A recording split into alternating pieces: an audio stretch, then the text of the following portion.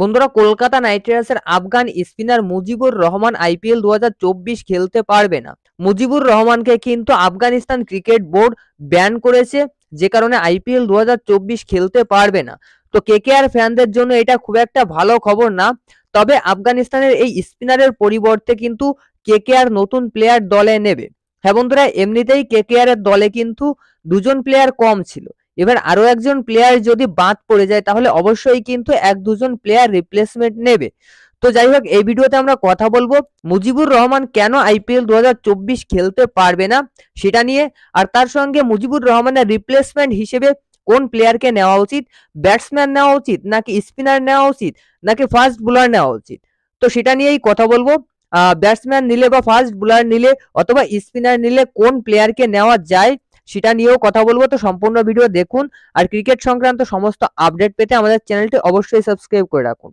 বন্ধুরা, মুজিবুর রহমান, নবিনুল হক এবং ফজলে হুক ফারুকি এই তিনজন আফগানিস্তানের প্লেয়ারকে কিন্তু আফগানিস্তান ক্রিকেট বোর্ড ব্যান করেছে।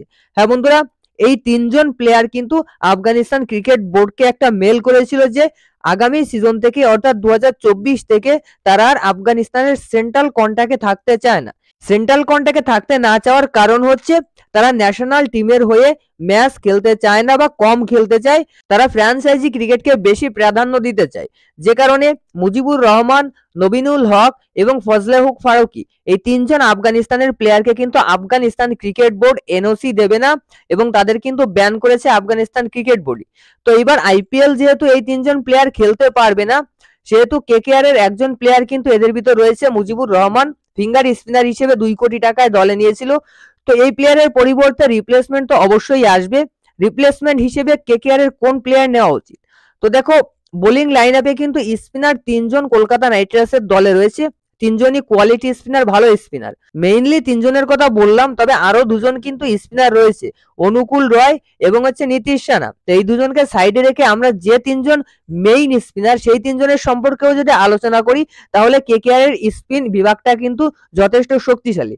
সেখানে কেকেআর এর আরেকজন বিদেশি স্পিনার নেওয়াটাও হয়তো খুব সম্ভবত ঠিক হবে না। এবার দেখো, গৌতম গম্ভীর চেয়েছে বোলিং ইউনিটটা কিন্তু একটু শক্তিশালী করতে, যে কারণে বোলিং এ একজন বেশি স্পিনার রেখেছিল। আর কেকেআর এর হোম গ্রাউন্ড ইডেন গার্ডেন্স যেহেতু টার্নিং পিচ হবে, সেহেতু একজন বেশি স্পিনার রেখেছিল। এবার যেখানে টিমে তিনজন কোয়ালিটি স্পিনার রয়েছে, আরো দুজন পার্ট টাইম স্পিনার রয়েছে, সেখানে আরো একজন স্পিনার নেওয়াটা হয়তো ঠিক হবে না। এর পরিবর্তে একজন ব্যাটসম্যান অথবা একজন বিদেশি পেসার যদি নেয় ব্যাকআপ হিসেবে তাহলে কিন্তু আরো ভালো হয়। যেমন দেখুন, ব্যাটসম্যান হিসেবে কিন্তু এই মুহূর্তে ফিলিপ সল্ট একজন দুর্দান্ত উইকেট কিপার ব্যাটসম্যান রয়েছে। আইপিএল অকশনের আগের ম্যাচেও একটা সেঞ্চুরি করেছে, আইপিএল অকশনের পরের দিনও কিন্তু একটা সেঞ্চুরি করেছে। এই মুহূর্তে দারুণ ফর্মে রয়েছে। ফিলিপ সল্টকে কিন্তু Kolkata night Riders batting line আপটা আরেকটু শক্তিশালী করার জন্য দলে নিতে পারে। তো ফিলিপ সল্ট একজন রয়েছে, আরো একজন উইকেট কিপার এবং ওপেনার রয়েছে, সে হচ্ছে টম কোলার ক্যাডমোর। এই প্লেয়ারটাও কিন্তু খুবই ভয়ঙ্কর প্লেয়ার, খুবই বিধ্বংসী একজন ওপেনার। তো এই টম কোলার ক্যাডমোরকেও কিন্তু কলকাতা নাইট রাইডার্স ট্রাই করতে পারে, যেহেতু এখনো কলকাতা নাইট রাইডার্সের হাতে তোমার হচ্ছে 3,35,00,000 টাকা রয়েছে, এমনিতে 1,35,00,000 রয়েছে।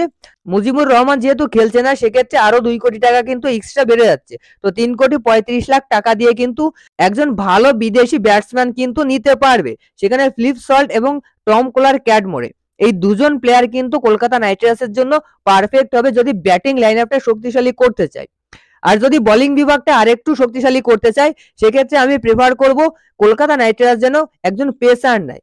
অর্থাৎ মিচেল স্টার্ক বাদে তো কেকেআর এর টিমে আর কোনো বিদেশি ভালো ফাস্ট বোলার নেই।